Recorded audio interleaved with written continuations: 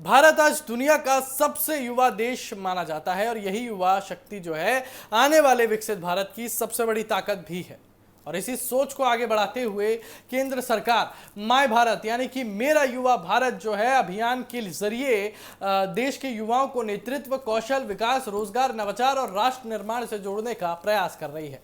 अब इस महत्वाकांक्षी अभियान को उत्तराखंड के चंपावत जिले में भी नई रफ्तार देने की तैयारी शुरू कर दी गई है, ताकि जिले का हर युवा अवसरों से जुड़े और अपने भविष्य को नई दिशा दे सके।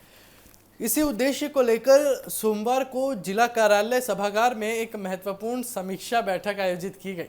जिलाधिकारी मनीष कुमार के निर्देशन में मुख्य विकास अधिकारी डॉक्टर जीएस खाती की अध्यक्षता में हुई इस बैठक में वर्ष 2026 से 27 की कार्य योजना पर विस्तार से चर्चा की गई। बैठक का मुख्य उद्देश्य ये सुनिश्चित करना था कि माय भारत अभियान केवल सरकारी कार्यक्रम बनकर न रह जाए, बल्कि जिले के हर गांव, हर शिक्षण संस्थान और हर युवा तक इसकी पहुंच हो।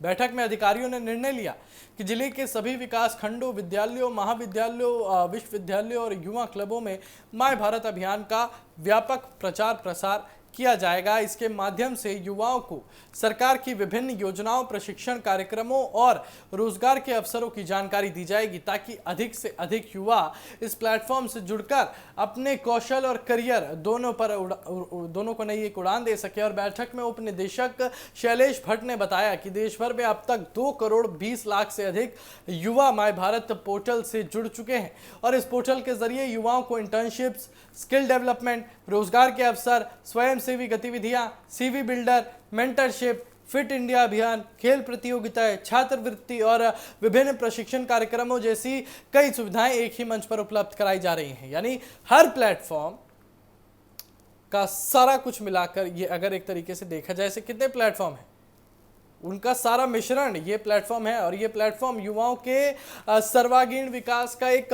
बड़ा माध्यम बनता जा रहा है। और चंपावत में इस अभियान को सफल बनाने के लिए 15 अगस्त तक विशेष पंजीकरण अभियान भी चलाया जाएगा। इसके साथ ही राष्ट्रीय स्तर पर सबसे बेहतर प्रदर्शन करने वाले शीर्ष 3 जिलों को स्वतंत्रता दिवस के अवसर पर नई दिल्ली में सम्मानित किया जाएगा। और इसी लक्ष्य को हासिल करने के लिए जिले के सभी शिक्षण संस्थानों में माय भारत एम्बेसडर नियुक्त किए जाएंगे, जो अन्य युवाओं को इस अभियान से जोड़ने का काम करेंगे। और इतना ही नहीं, जिले के सर्वश्रेष्ठ 3 शैक्षणिक संस्थानों को और उत्कृष्ट एम्बेसडरों को भी सम्मानित किया जाएगा। बैठक में विकसित भारत यंग लीडर्स डायलॉग 2027, विकसित भारत youth parliament, vibrant village programme, प्रधानमंत्री इंटर्नशिप योजना, युवा क्लब विकास अभियान, नशा मुक्त भारत अभियान, सेवा पखवाड़ा, वंदे मातरम कैंप, व्यावसायिक प्रशिक्षण और अंतर्राज्यीय युवा आदान प्रदान कार्यक्रम जैसी कई महत्वपूर्ण योजनाओं की भी समीक्षा की गई।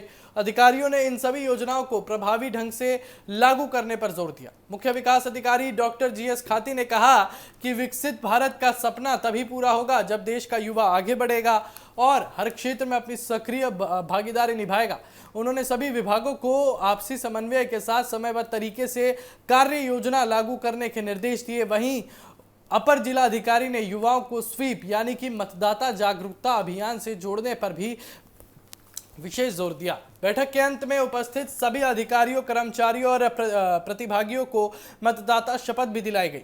तो कुल मिलाकर चंपावत में माय भारत अभियान को नई गति देने की यह पहल केवल एक सरकारी योजना नहीं, बल्कि युवाओं को आत्मनिर्भर, सक्षम और जिम्मेदार नागरिक बनाने की दिशा में एक महत्वपूर्ण कदम माना जा रहा है। और अगर यह अभियान तय लक्ष्य के अनुसार आगे बढ़ता है तो चंपावत के युवा न केवल रोजगार और कौशल विकास के नए अवसर प्राप्त करेंगे, बल्कि विकसित भारत के निर्माण में भी अपनी मजबूत और प्रभावी भागीदारी निभाएंगे। तो चलिए आगे बढ़ेंगे और जरा बात करेंगे उत्तराखंड के मौसम की। उत्तराखंड में मानसून एक बार फिर अपना रौद्र रूप दिखाने लगा है। पहाड़ों में लगातार हो रही बारिश जहां नदियों और गधेरों का जलस्तर बढ़ा रही है, वहीं दूसरी ओर भूस्खलन, सड़क बंद होने और जनजीवन प्रभावित होने का खतरा भी लगातार बढ़ता जा रहा है। मौसम विभाग ने राज्य के कई पर्वतीय जिलों के लिए भारी बारिश की चेतावनी जारी की है और लोगों से सतर्क रहने की अपील की है। ऐसे में प्रशासन भी अलर्ट मोड पर है और संवेदनशील इलाकों पर लगातार नजर रखी जा रही है। मौसम विभाग के ताज़ा पूर्वानुमान के अनुसार उत्तराखंड के पर्वतीय जिलों में आज भारी बारिश होने की संभावना है।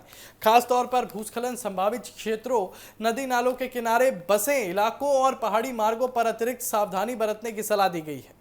लगातार हो रही बारिश के कारण कई स्थानों पर सड़कें बाधित होने और यातायात प्रभावित होने की आशंका भी जताई गई है। और दिलचस्प बात यह है कि जहां एक और पहाड़ी जिलों में बारिश का अलर्ट जारी है, वहीं दूसरी ओर देहरादून समेत राज्य के कुछ मैदानी इलाकों में उमस और गर्मी लोगों की परेशानी बढ़ा रही है। कई स्थानों पर बादल छाने के बावजूद बारिश नहीं होने से तापमान और नमी दोनों में बढ़ोतरी दर्ज की जा रही है। यानी प्रदेश में मौसम का मिजाज अलग अलग इलाकों में अलग अलग देखने को मिल रहा है। बारिश के इस दौर का असर चारधाम यात्रा और पहाड़ी क्षेत्रों की आवाजाही पर भी पड़ सकता है। पिछले कुछ दिनों में कई स्थानों पर भूस्खलन की घटनाएं सामने आई हैं, जिससे सड़कें बाधित हुई और यात्रियों को परेशानियों का सामना करना पड़ा।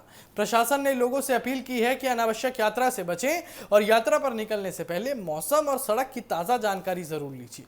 मौसम विभाग ने साफ कहा है कि भारी बारिश वाले इलाकों में अचानक जल भराव, भूस्खलन, बोल्डर गिरने और छोटी नदियों, गधेरों के उफान पर आने का खतरा बना रह सकता है।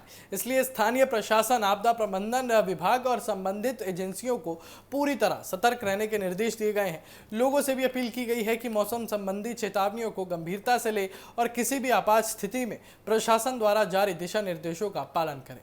तो कुल मिलाकर उत्तराखंड में मानसून अब एक बार फिर चुनौती बनता नजर आ रहा है। पहाड़ों में भारी बारिश का खतरा बना हुआ है, जबकि कई इलाकों में भूस्खलन और सड़क बाधित होने की आशंका भी बढ़ गई है।